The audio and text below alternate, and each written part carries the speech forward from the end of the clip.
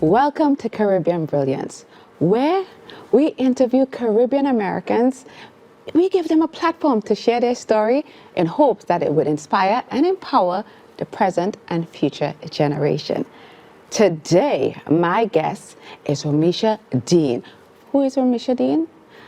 A mother, a wife, an entrepreneur, okay? Hi, Romesha, how are you? Hi, Patrice. I'm well. How are you? Good. Just so everyone knows, she's Guyanese. That's right. I'm in the house. Okay, she come here when she was about 3 years old. I know what she's talking about. Hold on. I was still born there. Yes, and sometimes you people like to act like Guyana is that part of the islands, but it is a Caribbean country. Look up your history, okay? So, welcome to the show. Thank you for having me. I am glad that you're here. So, I like to ask everyone, because you're from Guyana, and you were raised in the Bronx, how has that influenced you, like having Guyanese parents and being raised in a Guyanese household in America? Did you have any conflict, or how was that for you growing up? It is very conflicting, right? Because in Guyana, I feel like my parents were strict. Well, Guyanese parents in general are strict, and I feel that they had to kind of convey or try to change their beliefs to kind of mend or adapt to the American culture. I think it was probably very challenging to them, not just raising children, but in their everyday lives too. But and when you were going to school, well, the cool thing about you being 3 years old, you see I took the time to say 3 years old, I always think with the accent, you didn't have any problem because you immediately was able to adapt as a kid, right? And as growing up under a Guyanese household, did they, typically in most Caribbean households, is go to school, you got to get the good grades, you have to go to this. So did you have any pressure of that? I did, lots of that. And I have an older brother who had a lot of pressure too, so I had to follow in his steps, being the younger sister. So when you were going to school, did they tell you what they wanted you to become? Typically it's the lawyer, the doctor, the engineer. Did you have any of that? No, I really didn't. I feel like my mom just wanted the best for us and wanted us to be happy. That was very important to her. So as growing up, what career or what were you pursuing? So I initially wanted to be a teacher. A teacher in the United States of America. Well, then that's when I came to my senses, because I was like, oh, these kids are not, easy to deal with. I saw how teachers had a difficult life, right? Then I wanted to become a pediatrician. Okay, teacher, pediatrician. Right. Okay. Then I said, hold on, these kids are coming in crying. They're not coming in jolly, so I could play with them all the time. Yeah. And then I went into marketing and finance. Okay. That's where I ended up in college. So as you was going through those phases, you're like, okay, this is what I like. It had no kids in marketing and finance. No. And that's how you ended up there. Right. Okay, so when you was taking marketing and finance, you're like, okay, I know for sure I'm going to use this. I'm going to open a business someday. Like, what was your plan for your life? Well, I really didn't have a plan to open up a business. It was I wanted to work for one of the big marketing firms in New York City. Mm-hmm. I wanted to, make commercials and produce commercials. When I graduated college, I started selling commercials. Really? Yeah, so I used to be a media buyer. So what I would do is call the television stations nationwide and negotiate commercial rates for them. So you selling commercial? Yes. Cinnabon. I don't understand. Okay. Same thing. But it's okay. So, okay, you're going through corporate, you have a family. Yes. This is life. This is, the typical American life. You did the education, you're doing everything right. Right. And all of a sudden you're like, I wonder if I should start a business. How does that come up? I wanted something more. I felt like there was something missing. I felt like why don't I take a stab at being a business owner? And it was just, I guess, deep down inside it was in there, and me saying it out loud made me feel good and wanted to do it and wanted to pursue it. And when you say you wanted more, were you tired about the 9 to 5, or what was that one thing that say I'm definitely going to make the shift? I realized how hard I worked in my 9 to 5. It would be a 9 to 2 a.m. in the morning. Okay. Right. I was working to 2 o'clock in the morning. I would work late, come home at midnight, from the city. It was just giving myself, or giving the corporations 200% of my life. So I figured, why don't I start doing that for myself? Right, because at the same time, people say, okay, well, when you start a business, some people think, oh, it's a business, but Isn't that like, instead of 9 to 2 in the morning, isn't that like almost 24 hours? I joke around that I trained my 9 to 5 for 24/7. Right. So it's a lot of work. So you decided, okay, I want to be an entrepreneur, something else different. Instead of me working for the corporate, I'm going to work for myself. So what was the steps you started to take? So we started to think about what we wanted to open and what we liked. And we enjoyed Cinnabons. And this was you and your husband? And my husband. Okay. And my kids. Okay. It was a family decision okay. to go after trying to open up a Cinnabon franchise. So you all looked at other franchises, and how did you all decide, like, this is the one? How does franchises work? So what it is first you have to fill out an application that you want to become a franchisee. And they basically ask you your life from A to Z, everything. They want to know your finances, your work history, your net worth. So that was a very intense vetting process that you had to do. And after you got approved, then we had meetings, multiple meetings about what is the expectations, what's the cost. Everything was paid by me. The franchise didn't help with any of the financial funding. And then they do help you to pick a spot, but because I knew my part of Queens and knew the neighborhoods that I wanted to open in, I actually found the spot in Hollis myself, and I presented it to corporate. So right now, when I look at you, you look all calm. You look like you have it together. You make it, when anyone is looking at this, they're like, okay, she just got up. She's like, honey, we decided, Cinnabon. Then okay, you know what, here's my 2 weeks notice, I'm gonna go open a Cinnabon. So what was the struggle between leaving your job and opening a Cinnabon? Tell us the struggle, because don't make people think it was easy and there's no issue. No. It wasn't just like 1, 2, 3. I had to find the spot, negotiate the lease, get a contractor, negotiate that lease. And were you still working at the same time? Yes, I was working at the same time. Okay, so people, you hear that? Don't up and just leave your job talking about you're going to open nothing. Make sure sometimes you have to have A and B together, okay? Right. And that's what I want people to understand. Because sometimes people make it sound like you see if someone walking, oh, she owned the Cinnabon thing, but they don't know all the stuff you had to do before. So that whole length of time that it took you to get it open, from the time you decided to the time you actually opened the doors. 2.5 years. 2.5 rotten years. It was okay? rough. And from the time you opened those doors, how long did it take you to actually walk away from your job? About 1.5 years. In. Yes. Right? Yes. You all hear that? She was still walking. It took a whole year. And what was the deciding factor? You saw everything going, so a whole year the business open, and you're like, okay, this is it. It was too much. It was too much doing both. Everything. Yes, it was too much to do. And how is the kids helping with this? How is the husband helping? Like your family, sometimes you see a lot of people, everybody is in the family. So how was that? My husband was working in the store full time. My mom was home with the kids while we were working 12 to 14-hour shifts. 12, 14-hour shifts? Yes, we would leave the house at 8 o'clock in the morning and come back at midnight. And my mom was home taking care of the kids, making dinner, cleaning my house. Definitely a big support system. And my husband and I, every single day, we woke up and we went to work. And this is what I want people to understand. People always think, oh, I did everything by myself. You didn't do everything by yourself. And even if you try and pretend to, it's not easy, and you need a support group. So thank goodness for Mother. Yes. Okay, say thank you, Mom. Thank you, Mom. She's the best. She's my rock. And even so for other people listening to this, thinking about doing any type of franchise, what would you say to them? Make sure you're ready for some hard work. Because when the contractor handed us over the key, that's when we froze. We're like, wow. That is when reality hit us. We're like, oh, there's no other steps, right? Like, this is ours now. Yeah. So that's when we had our point of, wow. Yeah, girl, I'm scared for you. But that's when the fun begins. That's when you open your doors, that's when the fun begins. Because that's when everything that you worked hard for and everything that you anticipated, everything else will happen around it, right? Everything's coming at you. It's yours to run. I mean, we did get training, but once the trainers left and corporate left the store, it was. How long do they stay with you? They were with us for a week, so they trained with my staff for about a week, and they stayed with us for a day and a half, and then they're like, all right, bye, good luck. See you later. Oh my goodness.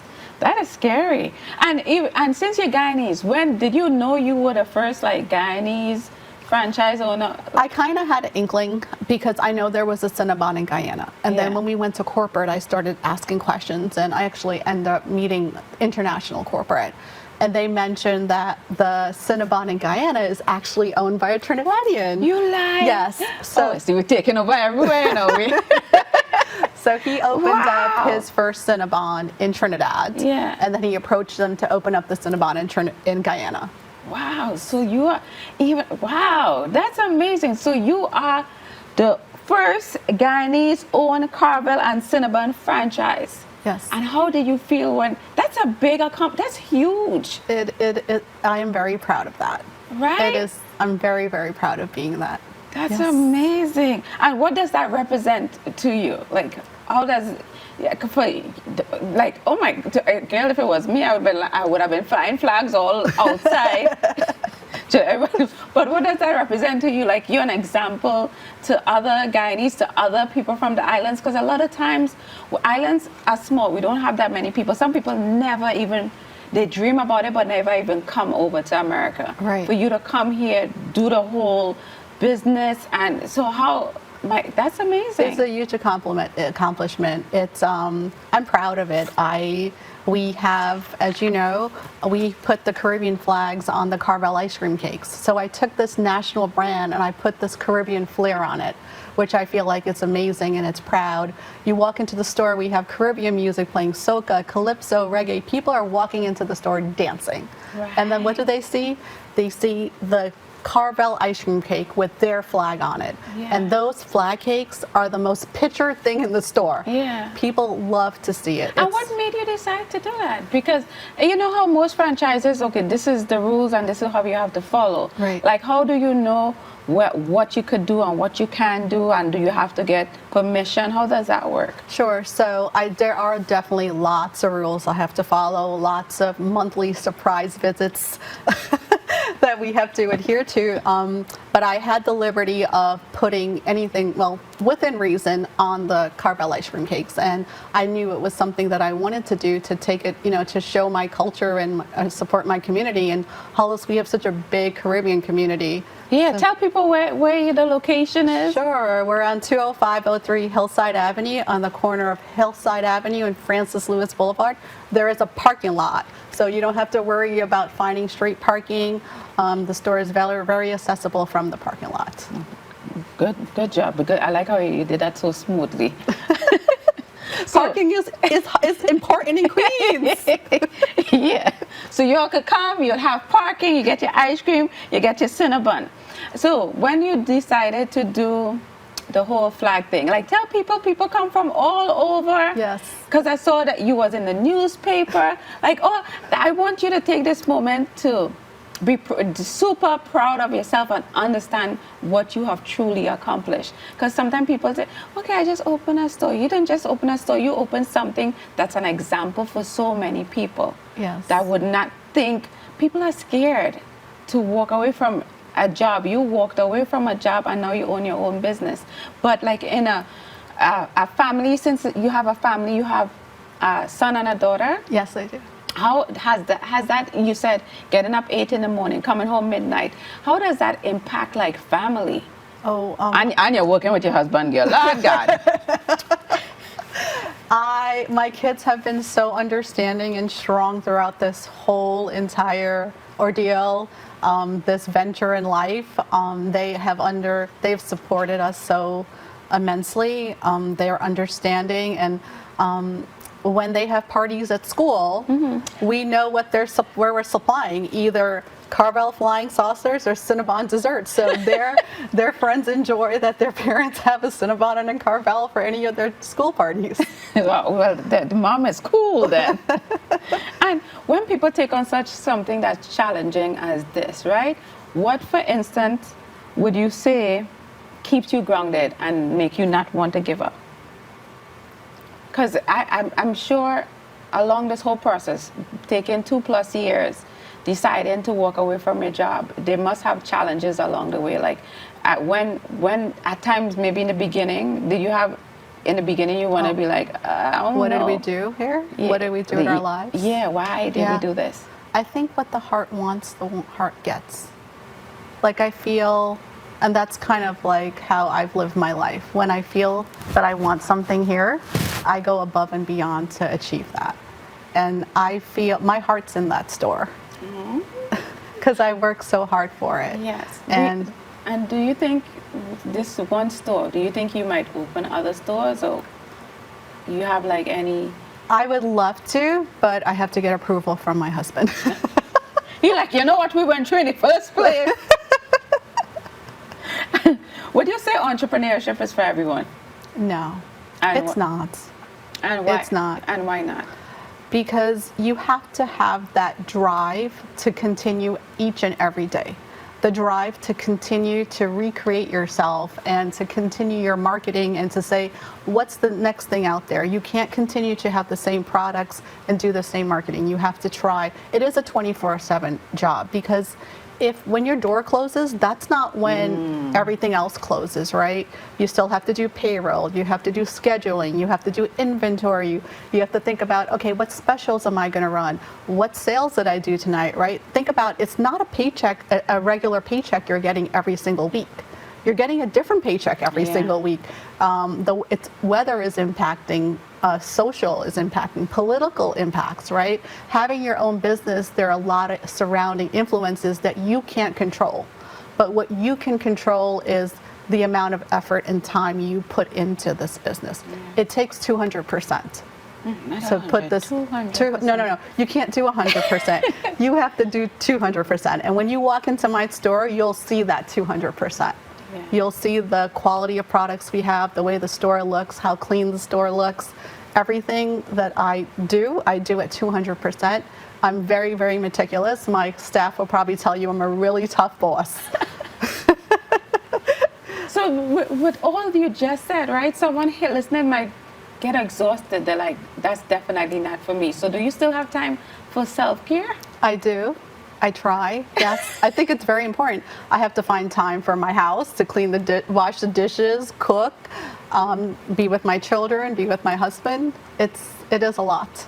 Oh, that's what I'm thinking. And I wanted to know, advice-wise, right, for any other Caribbean person out there that might be sitting on a dream and want to play it safe, what would you say to them? You have to think about it in reality. Right? Fantasy is very easy for us to think about, oh, I'm going to open a business and I'm going to make all this money, but it's what you have to do to get there, right? You need the finances, you need the drive, you need your community behind you, you need your family behind you, you need all these things. Yeah. You have to take your steps very diligently and think about it very carefully.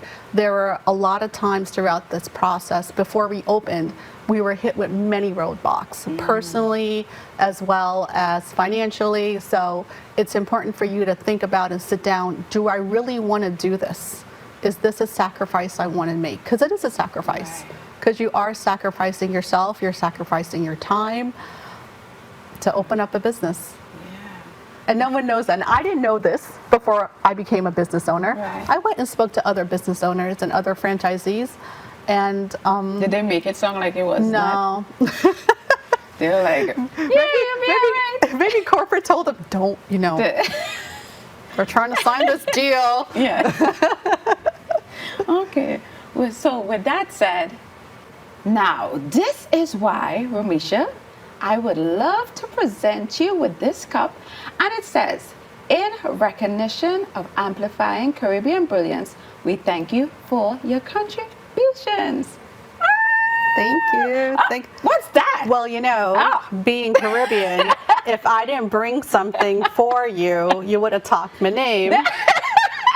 So here's some Cinnabon for you. Thank you. See, you give and you get. Ooh, this looks nice. Well, now you can take a look at your cup. Thank you. It's so beautiful. Wow. Very nice. I love it. Thank you so much. You're super welcome. So I just wanted to go over some last things with you Because every time someone come here, we want to see if they're truly Guyanese. Oh, wow. So you have to dig deep. Don't worry. I have the answer because you're not trying that answer. I wasn't too sure. So one of the questions is this. So this is Guyanese trivia. What is Guyana national motto? One people. That part of it. But that's how it starts off. Your mother gonna be watching this. Man. And she was a teacher in Guyana too. I'll get some licks. One people, one republic. One people, one nation, one destiny. Oh, wow. But that's nice. That's beautiful. Mom, you gotta figure this out. I know what she talking about here, okay? One republic. Which one is that? No.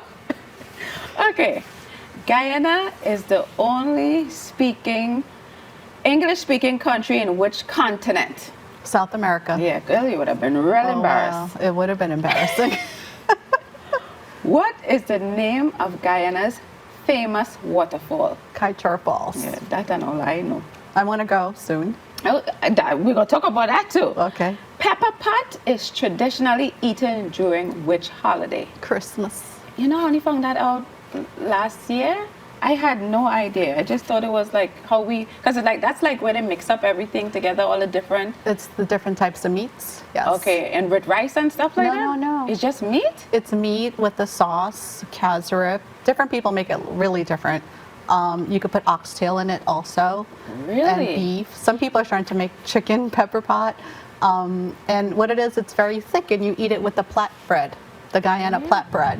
See what I thought? You know what pilau is? It's Because I thought there was a form of pilau where it's like rice and different meats and everything just throw in a pot and you mix it up. So we make something like that called cook up or kitchery. Right. People call it different things depending on what because we part of have Guyana. cook up too, and we still Right. say, oh, see, I learned something new. All the time I thinking is, all like making a pilau and just trying to pretend it's pepper pot. I apologize. Okay, so tell us, since you do Cinnabon, tell us any secrets Cinnabon have.